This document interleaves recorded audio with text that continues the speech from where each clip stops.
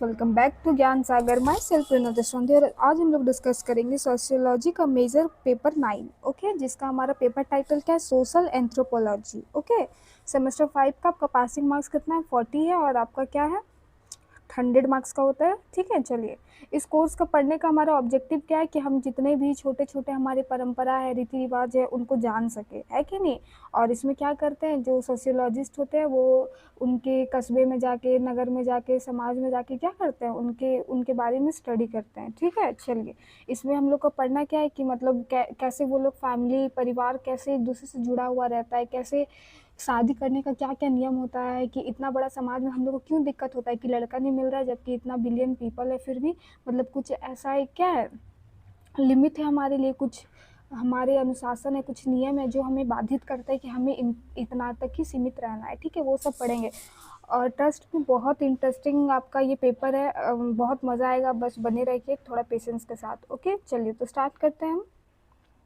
हमारा यूनिट क्या है, यूनिट 4 में डिवाइडेड है। ओके, पहला यूनिट क्या है भाई, तो कंसेप्ट ऑफ सोशल एंथ्रोपोलॉजी। हमारा क्या है, सोशल कंसेप्ट क्या है, एंथ्रोपोलॉजी का। ठीक है, उसमें से हमको क्या पढ़ना है, स्कोप पढ़ना है, सब्जेक्ट मैटर पढ़ना है। ओके, डरना नहीं है, घबराना नहीं है, सब पढ़ेंगे हम लोग। ओके, चलिए, उसके बाद यूनिट 2 में क्या है, रेस। रेस का मतलब क्या होता है, दौड़ने वाला नहीं, यहाँ पे क्या है, नस्ल, जो हम लोग नस्लवाद बोलते हैं। ठीक है, नस्ल में क्या बोलने दे, बोलता है अरे इसका नस्ल ही, इसका खानदान का नस्ल ही ऐसा है, ऐसा हम लोग बोलते हैं ना। दैट मीन क्या, कि एक ऐसा कोई भी जो हमारे समाज के द्वारा संरचना क्या हो गया है। ठीक है, ये कोई प्राकृतिक नहीं, कोई गोरा है तो गोरा खानदान का भी हो जाता है, किसी का बाल का ये हो जाता है, तो उस तरह का डिवाइड हो जाता है वो लोग एक ग्रुप। ठीक है, जबकि ऐसा है नहीं, प्रकृति क्या कहता है कि हम सब होमोसेपियंस है और हमारा सबका नेचर क्या है, सेम है। नेचर दैट मीन फिजिकल, मतलब जो भी है कंस्ट्रक्शन हमारा, और इसमें बहुत थोड़ा ही डिफरेंसेस है, बाकी बात क्या है, सब सेम है। लेकिन सामाजिक संरचना इसको क्या कर देती है, नस्लवाद को बढ़ावा दे देती है,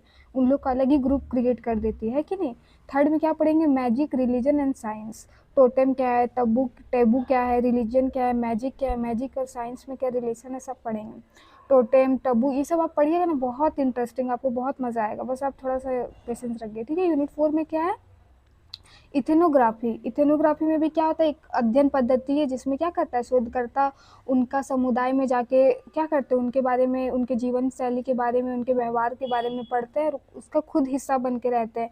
जो वो लोग करते हैं ये भी वही करते हैं, ताकि उनको और बेहतर तरीके से पढ़ सके। ठीक है, चलिए, तो हम थोड़ा इंटरेस्टिंग टॉपिक से स्टार्ट करेंगे कि टोटेम क्या होता है। ओके, टोटेम क्या होता है, तो देखिए, टोटेम एक क्या है ना, पवित्र प्रतीक है, सिंबल है। तो किसका है भाई, तो किसी एक कबीले का, वंश का प्रतिनिधित्व प्रतिनिधित्व जो करता है। ठीक है, रिप्रेजेंट जो करता है। ठीक है, टोटेमवाद एक ऐसा विश्वास है ना कि जिसमें लोग एक समूह किसी खास जानवर या पौधे को क्या करता है, हाँ, प्रकृति को अपना प्रतीक मानता है, और उसमें क्या विश्वास रखता है कि इसमें हमारा पूर्वज है। ठीक है, पूर्वज है, या फिर उसको बहुत खास मानता है, ना उसको हानि पहुंचाएगा, ना उसको मारेगा, कभी कभी उसका पूजा भी करता है। जैसे कि बाघ है, उराव समाज का जो लकड़ा जो होता है ना, लकड़ा वंश का, वो लोग किसको मानता है, बाघ को मानता है। तो ना वो लोग बाघ को मारेगा, ऐसे तो मार नहीं सकता, लेकिन मान लीजिए शिकारी है तो मार भी सकता है, तो वो सब होता है।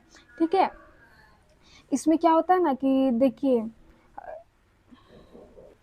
इससे क्या होता है, एक समाज को पता है लिमिट करने का काम करता है टोटेम। कैसे काम करता है कि देखिए, जैसे कि मान लीजिए आप और हम दोनों अगर सेम वंश के हो गए, सेम गोत्र का हो गए, ठीक है, तो क्या हो गया, हमारा अगर टोटेम सेम है तो हम ना आपस में शादी करेंगे, ना कुछ कर सकते हैं। मतलब हमारा परिवार ना एक दूसरे से शादी कर सकता है, जिसको हम लोग बोलते हैं ना कि गोत्र मिल गया तो शादी नहीं करेंगे। तो ये गोत्र कहाँ से आया हुआ है, तो टोटेम से आया हुआ है। कि होप आपको सबको पता होगा गोत्र के बारे में, जब गोत्र मिल जाता है तो शादी नहीं होता है। लड़कियों को एटलीस्ट पता होगा, आशा करते हैं। ठीक है, तो इसको बोलते हैं। ठीक है, चलिए,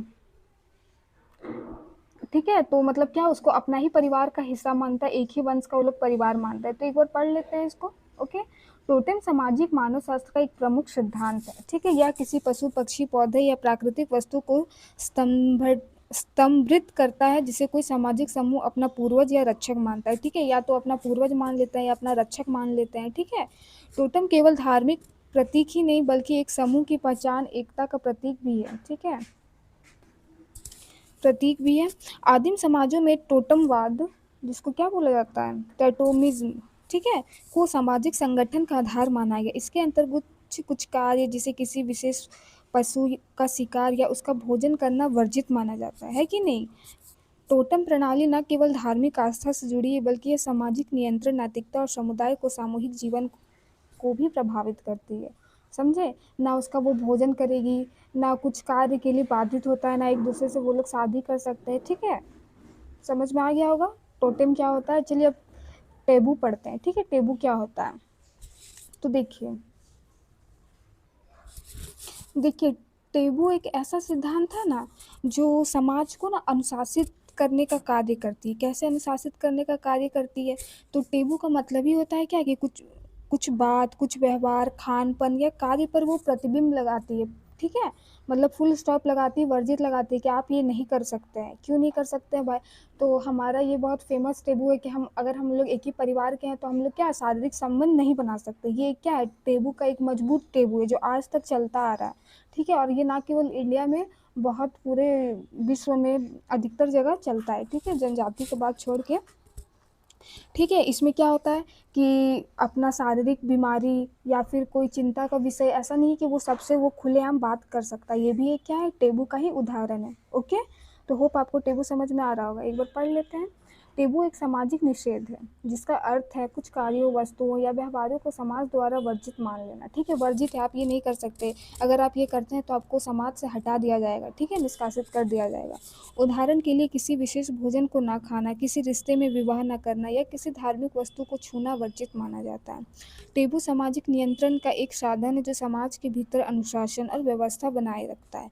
यह विश्वास पर आधारित होता है कि यदि निषिद्ध कार्य किया जाएगा तो व्यक्ति या समाज पर बुरा प्रभाव पड़ेगा। है कि नहीं? बुरा प्रभाव पड़ेगा। टेबू संस्कृति और धर्म से गहराई से जुड़ा होता है। इस प्रकार टेबू सामाजिक संरचना का आवश्यक अंग है जो व्यक्तियों के आचरण को नियंत्रित करता है। अब बताइए, टेबू बहुत आदिम समाज का ये परंपरा है, लेकिन अभी भी हमारे लिए क्या है, बहुत अच्छा है का विषय है कि नहीं? बताइए, इससे क्या होता है, समाज हमारे अनुशासन में रहता है कि नहीं?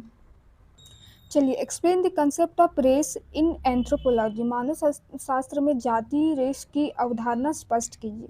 तो रेस एक जैविक वर्गीकरण है जिसके अंतर्गत मनुष्यों को शारीरिक विशेषताओं के आधार पर विभाजित किया जाता है। ये एक प्राकृतिक नहीं है कि हाँ ये अब ये हो गए हैं तो ये अलग हो गए। नहीं, ये क्या है, हमारे ही द्वारा बनाया गया है। क्या है? एक वर्गीकरण है। मतलब एक ये क्या है, सामाजिक संरचना है। ठीक है, इन विशेषताओं में रंग, बालों की बनावट, आँखों का आकार, नाक का प्रकार तथा रक्त संबंधी गुण शामिल होते हैं। ये सब गुण से हम क्या कर देते हैं, डिवाइड कर देते हैं। है कि नहीं? कि अरे इसका तो ये गोरा रंग है, मतलब ये लोग गोरा, मतलब होता है ना कि एक बना देना, वर्गीकरण, डिवाइड कर देना, ग्रुप बना देना। ठीक है, जाति एक अध्ययन सामाजिक, उसके बाद देखिए जाति का अध्ययन सामाजिक मानव शास्त्र में महत्वपूर्ण है। देखिए और एक बात, ये अभी मान लीजिए हमारा गोरा काला हमारे काम नहीं आता है, नाक का प्रकार काम नहीं आता, लेकिन अगर हमारा रक्त संबंधी जो डिवाइडेड है, कितना अच्छा होता है, सबका पता होता है। तो कभी ब्लड डोनेट करना रहता है, किसी को ज़रूरत होता है तो हम ईजिली कर सकते हैं। तो ये क्या है, हमारा एक अच्छा बात है कि नहीं? देखिए, जाति का अध्ययन सामाजिक मानवशास्त्र में महत्वपूर्ण है क्योंकि यह हमें विभिन्न मानव समूहों की उत्पत्ति और इनके बीच भौतिक विभिन्नताओं को समझने में मदद करता है। और ये हमारे लिए ना, मतलब सोशियोलॉजी सामाजिक जो है उनको क्या पढ़ने में मदद करता है, जीव विज्ञान वगैरह को। ठीक है, लैबी स्थायी या कठोर संरचना नहीं है बल्कि समय और पर्यावरण के अनुसार बदलती रहती है। जाति की अवधारणा समाज की विविधता और मानव विकास की कहानी को समझने का माध्यम है। ओके, मतलब ऑल ओवर क्या है, नस्लवाद क्या है? तो यह एक सामाजिक संरचना है जो कि प्राकृतिक नहीं है। कुछ शारीरिक विशेषता, रंग, बालों की बनावट अलग अलग ग्रुप में ये लोग क्या कर दिया, बांट दिया है। जबकि जीव विज्ञान हमारा क्या बोलता है कि सभी मनुष्य एक ही उपप्रजाति है, होमोसेपियंस। ठीक है, और उनके बीच बहुत कम डिफरेंसेस है। ठीक है कि नहीं? लेकिन फिर भी हम उसको करते हैं, कभी कभार काम भी आ जाता है, कभी कभार ये थोड़ा चिंता का भी विषय बन जाता है कि आप डिवाइड कर देते हैं इसको। और इसमें क्या होता है, पढ़ने में हमें क्या होता है, स्टडी में हमारा हेल्प करता है। ओके, चलिए, और एक चीज़ आप बढ़ा चढ़ा के अगर लिखना होगा तो आप ये भी लिख सकते हैं कि मतलब एक ऐसा समय ज़रूर रहा होगा जहाँ पे हमारा क्या होगा, शारीरिक विशेषताएँ महत्व रखती होंगी। है कि नहीं? जो ये सब जो बना हुआ है तो हो सकता है ना कि पहले ये सब चीज़ का महत्व होगा। हो सकता है जिसका नाक टेढ़ा है उसको ज़्यादा सुंदर माना गया होगा। मतलब कुछ भी हो सकता है, पॉसिबिलिटी कुछ भी है। तो हो सकता है इसी के लिए ग्रुप किया गया होगा। ठीक है, तो हम कुछ कह नहीं सकते ओके कि खराब है कि अच्छा है। चलिए, चलिए नेक्स्ट क्वेश्चन क्या है, define the scope of social anthropology. Okay, सामाजिक मानव शास्त्र के क्षेत्र की परिभाषा दीजिए। तो क्या है भाई सोशल एंथ्रोपोलॉजी? सामाजिक मानव शास्त्र का क्षेत्र अत्यंत व्यापक है क्योंकि यह मानव समाज के सभी पहलुओं का अध्ययन करता है। एंथ्रोपोलॉजी क्या करता है? सभी पहलुओं का अध्ययन करता है। उनके मैरिज में भी करेगा, उनके धर्म में भी करेगा, उनके खान पान में भी करेगा, उनके पहनावे में भी करेगा, समझे? सारे विषयों पर क्या करेगा? अध्ययन करेगा और गहन विश्लेषण करेगा। यह विषय मानव की सामाजिक संरचनाओं, परिवार, विवाह, धर्म, जादू, टोटम, टेबू तथा विभिन्न सामाजिक संस्थाओं का उद्भव और विकास का विश्लेषण करती है। कहाँ से मैजिक आया, ठीक है, सब बताती है। इसका उद्देश्य यह समझना है कि समाज किसी प्रकार संगठित होता है और सांस्कृतिक विविधताओं किसी प्रकार मानव जीवन को प्रभावित करती है। आज भी गांव और कस्बे में हम क्या देखते हैं? जादू टोना देखते हैं, कि नहीं? बल्कि आधुनिक समाज के अध्ययन में भी इनका महत्व बढ़ा है। यह तुलनात्मक पद्धति का उपयोग करके समाज के बीच समानताओं और भिन्नताओं को सामने लाता है। क्या समानता है? क्या दो समाज, मान लीजिए एक झारखंड के ही अंदर कोई दो समाज ले लिया, अब उनके अंदर कंपेयर करेगा कि क्या सिमिलैरिटी है, क्या सोच है उन लोग की, क्या खान पान है, क्या सबका एक ही है? कहाँ वो लोग रिश्ता जोड़ता है पूरा गांव में? क्यों लोग, अगर मान लीजिए वो सामने करेगा शादी, अपने वंश से नहीं करेगा, अपने ये से नहीं करेगा, हो सकता है अपने थोड़ा दूर का रिश्ता से कर देगा, लेकिन फिर भी वो लोग नहीं करता है, अपना कंफर्टेबिलिटी नहीं देख के दूर भेज देता है। तो फिर ये सब क्यों होता है? तो सब चीज़ का एक क्या है, बना हुआ है हमारा अनुशासन, है कि नहीं, जो कि अभी भी हमारा काम आता है। चलिए, define ethnography and its utility in social anthropology. नृवंश विज्ञान की परिभाषा एवं सामाजिक मानवशास्त्र में इनकी उपयोगिता स्पष्ट कीजिए। तो पहले समझिए कि नृवंश विज्ञान होता क्या है? क्या होता है? तो किसी विशेष समाज या समुदाय का गहन अध्ययन, मतलब एकदम विशेष रूप से, हम पूरा झारखंड का नहीं कर रहे हैं। झारखंड का एक गांव है, मान लीजिए गांव नहीं, मान लीजिए एक शहर है धनबाद, ठीक है, शहर के अंदर क्या होगा? गाँव होगा। तो समझिए एक मधुबन गाँव है, तो उसके अंदर हम जाके उस वहाँ के खान पान का कर रहे हैं, उसके बीच में ही रह के वो शोधकर्ता आ गया उस गाँव में। अब वहीं पे रहेगा, पूरा ऑब्जर्वेशन में रखेगा किसका कैसा व्यवहार है, कैसे किससे, बड़े लोगों से कैसा व्यवहार है, छोटे लोगों से कैसा व्यवहार है, क्या खाते हैं, क्या पीते हैं, मतलब सबका गहन विश्लेषण करेगा, ठीक है। उसी को क्या बोला जाता है? नववंश विज्ञान। ओके, चलिए, इसको क्या बोला जाता है? उनके जीवन का अवलोकन और विश्लेषण करता है। यह पद्धति सामाजिक मानव शास्त्र की प्रमुख विधि है। ये क्या एक टेक्निक है उनके बारे में अध्ययन करने का।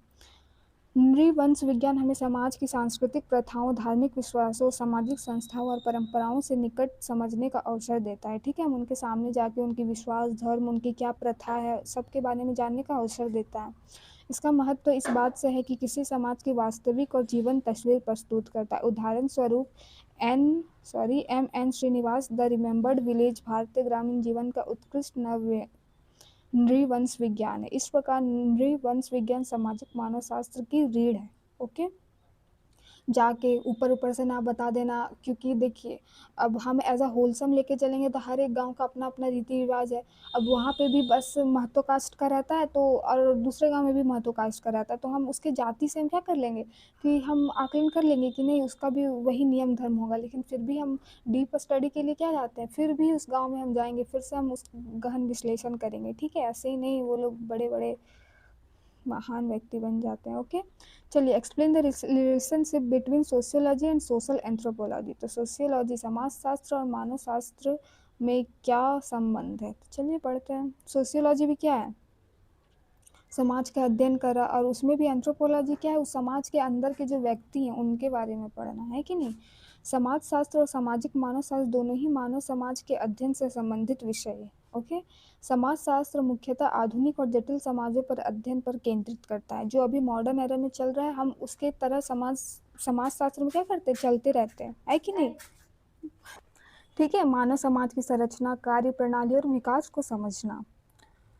समाजशास्त्र सामाजिक संस्थाओं जैसे परिवार, विवाह, शिक्षा, राजनीति और धर्म का विश्लेषण करता है, ठीक है। समाजशास्त्र किसका करता है? शादी, विवाह, परिवार, एजुकेशन, पॉलिटिक्स, रिलीजन, सबका करता है। यह समाज में होने वाली परिवर्तनों, असमानताओं, सामाजिक समस्याओं पर प्रकाश डालता है, ठीक है। क्या परिवर्तन हो रहा है, क्या असमानताएं हो रहा है, क्या गरीब और अमीर के बीच में क्या डिफरेंसेस आ रही है, कैसे अगर कोई गरीब अमीर बन रहा है तो उसके जीवन में क्या अंतर आ रहा है, ये सब। लेकिन ठीक है, दूसरी ओर सामाजिक मानव संस्कृति, परंपरा, टोटम, जादू, टैबू और आदिम जीवन का गहन अध्ययन करता है कि नहीं? पुराने हमारे आदिम ज़माने का, और ये भी हमारे पढ़ने के लिए आवश्यक है क्योंकि ये अभी भी हमारा चल ही रहा है कि नहीं?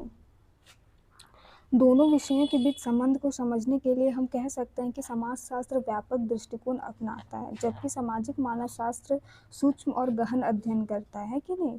समाजशास्त्र में आंकड़ों और सांख्यिकी विधियों का प्रयोग अधिक होता है, जबकि सामाजिक मानवशास्त्र में एंथ्रोपोलॉजी मुख्य प्रमुख विधि है। सामाजिक मानवशास्त्र समाजशास्त्र के लिए आधार भूमि तैयार करता है क्योंकि यह प्रारंभिक समाज की संरचना संस्कृति को समझने में मदद करता है। हम कैसे डिफ्रेंशिएट कर पाएंगे कि अभी हाँ परिवर्तन हुआ है, तो चलिए हमारे पास उतना आंकड़ा तो नहीं है सोशियोलॉजी के पास, तो क्या हम लोग कहाँ फिर किसका मदद लेते हैं? एंथ्रोपोलॉजी का, है कि नहीं? चलिए, तो मतलब ये एक दूसरे का क्या है, पूरक है। इसका कैरेक्टरिस्टिक्स आपको बताना और क्लासिफिकेशन बताना है रेस का, ठीक है? तो आपको जैसे बताएं रंग, कद, बनावट, आँखों की बनावट, ये सब में। तो देखिए कि प्रमुख विशेषता क्या है? शारीरिक समानता। एक ही जाति के लोग में कुछ समान जैविक गुण पाए जाते हैं कि नहीं? मान लीजिए एक ही जाति के, तो उसमें कुछ आप समझ रहे होंगे इसका। उसके बाद देखिए आनुवंशिकता, जातीय लक्षण पीढ़ी दर पीढ़ी स्थानांतरित होते हैं, है कि नहीं? नहीं बोलता रे इसका तो पूर्वजे ऐसा था, हम बैड ये में नहीं बोल रहे हैं, ठीक है? भौगोलिक प्रभाव, जलवायु और पर्यावरण जातीय लक्षण पर प्रभाव डालते हैं। अब देखिए जैसे हिरोशिमा पे जो, नागासाकी पे जो बम गिरा था, उसके चलते अब बहुत सारा ये हो रहा है, तो कभी कभी पर्यावरण के कारण भी और होता है, ठीक है? सामाजिक पहचान, जाति समूह अक्सर स्वयं को अन्य जातियों से भिन्न मानते हैं, है कि नहीं? वर्गीकरण कैसा है इनका भाई? तो निग्रोइड, मतलब काली त्वचा, घुंघराले बाल और चौड़े नाक। देख लीजिए इसको, आपका आ सकता है 1 मार्क्स में, किस में रखा जाता है, ठीक है? उसके बाद मंगोलिड, मतलब पीली त्वचा, चपटी नाक और तिरछी आंखें। और उसके बाद क्या आता है?